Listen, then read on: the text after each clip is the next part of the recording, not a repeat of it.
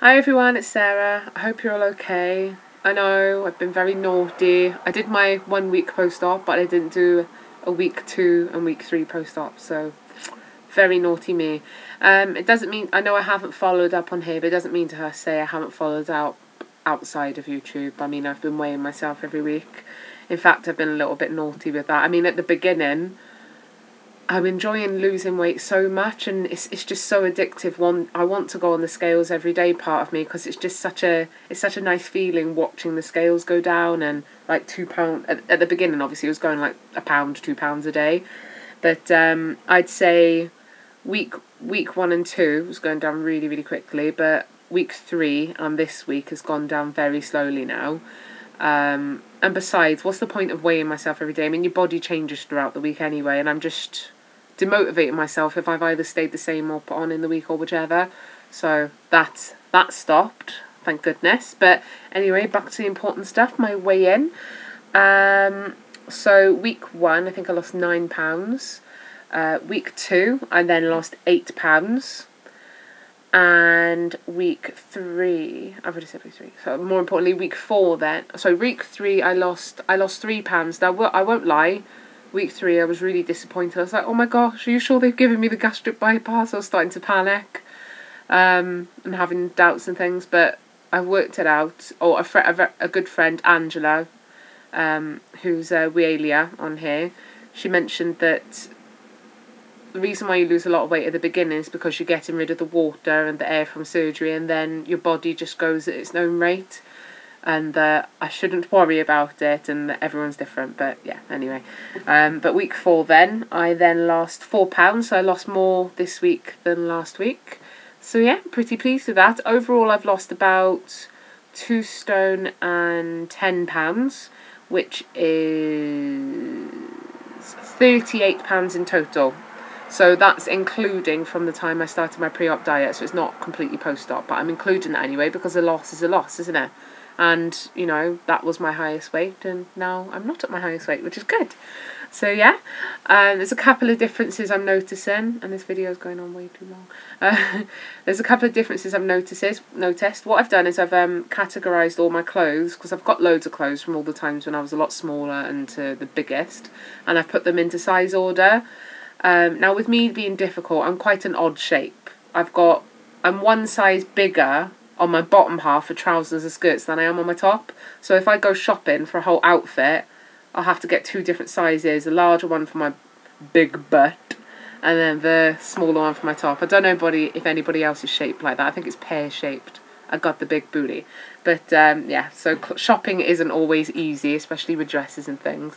But yeah, I've gone down a clothes size in jeans and in tops, although I'm carrying on just wearing the same tops because, I don't know, I just like wearing baggy clothes. I need to get out of that one and get a bit smaller, I know.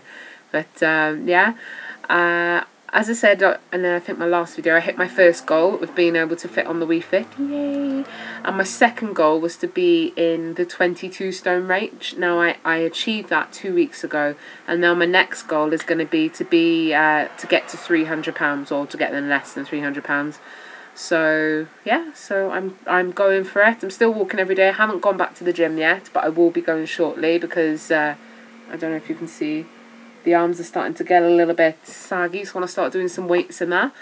But yeah, I've been really, really good with keeping a journal of what I'm eating, and even because a lot of the time I'm finding I'm eating the same thing all the time, like pureed chicken, pureed mashed potato and cheese, but like a teaspoon, and pureed carrots. I ate the same thing, and then Weetabix in the morning or whatever. But I think it's important for me to know what the calorific value is going into my body, and it's also a way of me keeping an eye on my protein intake. Now, I've just been going on as much protein as possible, but if anybody knows how many grams of protein I'm supposed to have per day, I'd really appreciate it if you'd answer it in the comments below. I'd really appreciate that. That would be quite handy knowing that. Yeah, so and for protein, everybody's different. Some diets are not having protein shakes. Some diets or surgeons request that you do have the protein shakes. Now I'm on on the plan where I have the protein shakes, and I found them a little bit gloopy, and they can get a little bit horrible feeling and having milk all the time. So a little tip that I've picked up, or I've started doing, is you can get like ice lolly molds.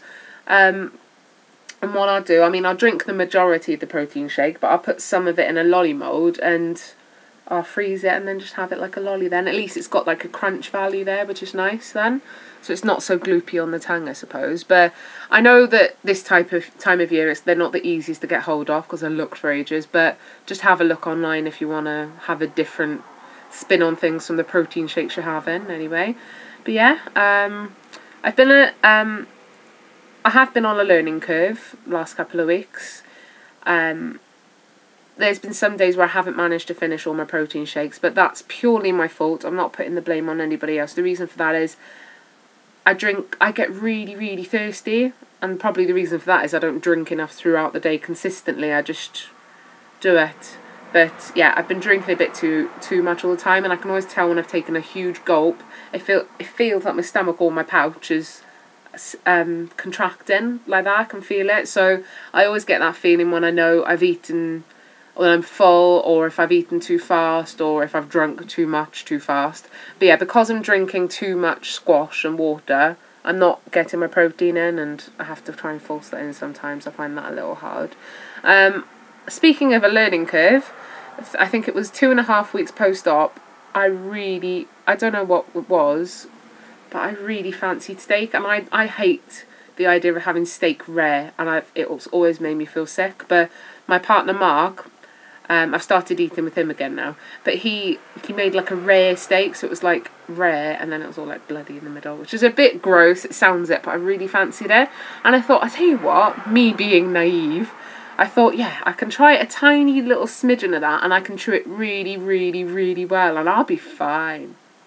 Yeah, that's really naive. And then denial to think that I would be fine 2 weeks post-op to have steak. I don't know, everybody's different, but I was sick afterwards. I was quite a bit sick, and that was the first time I had been sick post-op, but let's just say I won't be having any steak, rare or well done or whatever, anytime soon anyway, so I won't be having that a lot. Another thing that I'm having quite regularly, which I think is perfectly normal, so I've spoken to other people, dreaming of food. I don't know if any of you guys dream of food, like, what was it? The other night, like I was dreaming that Mark and I went to like a Starbucks and I got like a coffee and then I got like a chocolate muffin and I ate it, and then it just dawned on me in my dream. I was like, oh no, I've had chocolate and I've had sugar. Oh, I'm gonna have dumping syndrome now. Oh my god! But then obviously I remembered I was dreaming. But I seem to be dreaming of a lot of foods that I used to enjoy, or used to eat a lot of, or binge on, whatever, a lot lately.